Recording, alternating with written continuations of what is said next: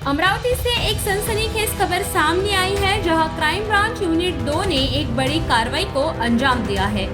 देर रात दस्तूर नगर रोड स्थित एरिया 91 पर पुलिस ने छापा मारा।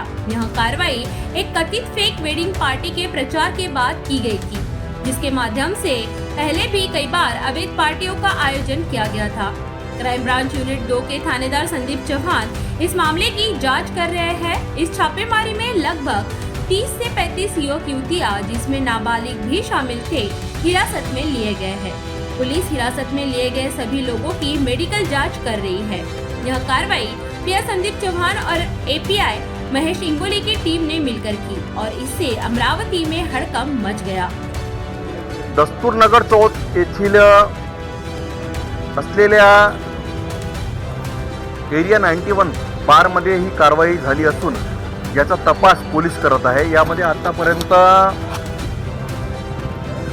50 ते 60 विद्यार्थी जे किमान 16 ते 17 वर्षाचे आहे, काही 18-19 वर्षाचे आहे, म्हणजेच किशोरवयीन विद्यार्थी अटक करण्यात आलेले आहे।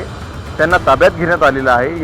यांचा मेडिकल रिपोर्ट आल्यानंतर त्यांच्यावर काय कारवाई करण्याची आता अद्यापही माहीत नाही।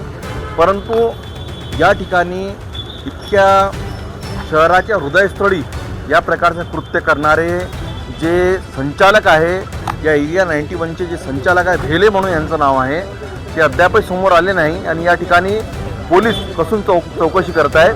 पोलीस आयुक्तालय डीसीपी शिंदे यांच्याकडून याचा तपास सुरू आहे।